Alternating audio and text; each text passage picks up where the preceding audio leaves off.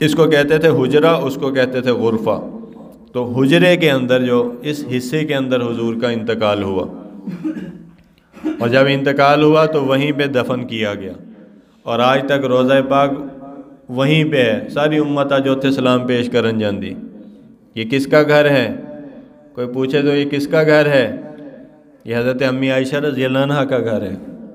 اور حضور نے فرمایا کہ جہاں سے نکل کے آتے تھے نا، وہیں سے نکل کے آپ آتے تھے جمعہ کا خطبہ دینے کے لیے، ممبر پہ تشریف فرماتے تھے، سجی سیڈوں اندہ آندے سی۔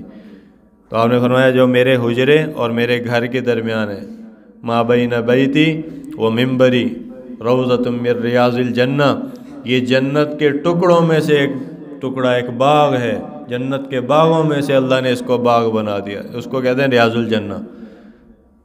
اوتے ساری امت آج جا کے 2 نفل پڑھ دی۔ یہ اعزاز اللہ نے حضرت ابوبکر رضی اللہ عنہ کے گھرانے کو دیا، اور جس وقت امی عائشہ رضی اللہ عنہ پہ الزام لگا برائی کا تو قافلے میں پیچھے رہ گئیں۔ حضرت صفوان رضی اللہ عنہ کو ملی، وہ لے کر آئے۔ حضرت امی عائشہ رضی اللہ عنہ کا ہار گم ہو گیا تھا، آئیں، اور جب آئیں واپس قافلے میں تو منافقین نے خبریں اڑا دیں۔ جیسے لوگ ہوتے ہیں نا مرچ مسالہ پان والے، تو اسی طرح انہوں نے یہ خبر پھیلا دی اور جھوٹی خبریں اپنی طرف سے شامل کر کے، جھوٹ شامل کر کے حضور کو بھی بہت تکلیف دی، اذیت ہوئی، اور کئی دن تک جو مسلسل یہ پروپیگنڈا ہوتا رہا، بہت بڑا فتنہ تھا۔ اور پھر اس پہ وحی بھی بند ہوگی۔ حضور حضرت امی عائشہ رضی اللہ عنہ کے پاس آ گئے اور آگے پوچھا کہ عائشہ چلو مجھے تو بتا دو کیا واقعہ ہوا، کوئی ایسی بات ہوئی یا نہیں ہوئی؟ ساری امت کی پاکیزگی جمع کی جائے تو ان کی جوتیوں کے برابر نہیں ہو سکتی۔ یہ وہ خاتون ہے۔ اللہ نے سورۃ نور میں 10 آیات اتاری ان کی پاکیزگی کی، ان کی عفت کی، ان کی عزت کی حفاظت کی۔ اللہ نے بتایا عائشہ جیسی خاتون کوئی نہیں۔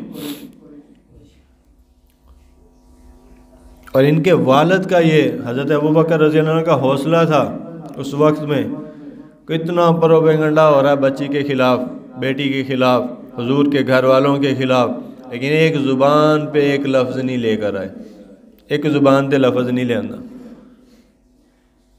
تو مجھے اعتماد ہے کہ اللہ نے بری کر دینا، اللہ نے تو پتہ ہے نا۔ تو چند دن کے بعد اللہ نے آیات اتار دی، اللہ نے کہا چلو قصہ ہی ختم، قرآن بنا دیا اس کو۔ حضرت امی عائشہ رضی اللہ عنہ کی صفائی اور پاکیزگی کو قرآن بنا دیا کہ چاہو پڑھتے رہو اس کو، قیامت تک تلاوتیں کرتے رہو۔ یہ پاکیزہ ہستیاں، ہم نے ان کے اوپر مہر لگا دی حیا کی، ایمانداری کی، عفت کی، پاکیزگی کی، اور اس پہ مہر لگ گئی ہے قیامت تک۔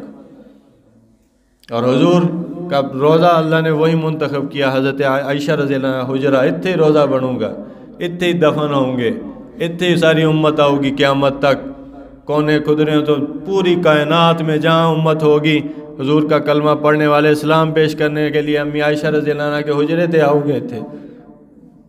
حضرت عائشہ رضی اللہ عنہ کے گھر پہ آ کے وہاں پہ حضور پہ سلام پڑھو گے آگے۔ ہاں جی، یہ اعزاز اللہ نے دے دیا۔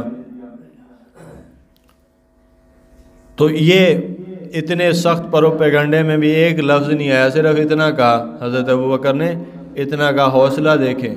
کسی نے آگے کہا نا منافق نے یہ ہو رہا، یہ آپ کی بیٹی کے خلاف، انہوں نے صرف ایک ہی جملہ کہا اور اخیر ہی کر دی تھی، اللہ کی قسم اخیر ہی کر دی۔ انہوں نے کہا یہ دیکھو تسی مینوں جان دے ہو، میں اس معاشرے چ رہا ہاں، پلیا ہاں، بڑھیا ہاں، تھوڑے سامنے میری زندگی گزری آ، میری جوانی تمہارے سامنے ہے، میرے گھر والوں کی جوانی تمہارے سامنے ہے۔ ہم نے مکے میں چھپ کے زندگی نہیں گزاری، سب دے سامنے ایسی اوپن، بالکل صاف ستھرے۔ اور دیکھو یہ کام ہم نے جہالت کے زمانے میں بھی کبھی نہیں کیا، یہ کام ہم نے حضور کے آنے سے پہلے کبھی نہیں کیتا تھا، حضور کے آنے تو بعد اور حضور کے حرم میں میری بیٹی کے داخل ہو جانے کے بعد اور نکاح میں چلے جانے کے بعد یہ کیسے ممکن ہے؟ یہ کام تو ہم نے جہالت میں کبھی نہیں کیے، غلط کام، تو حضور کی شریعت کے آنے کے بعد کیسے ممکن ہے کہ ابوبکر کی بیٹی جو ہے وہ غلط کام کرے؟ تو اس لیے یہ ہے صحابہ کا مقام، حضور کے جو پیارے ہیں وہ ہمارے بھی پیارے ہیں، اور جن سے حضور کو محبت ہے ہمیں بھی ہونی چاہیے۔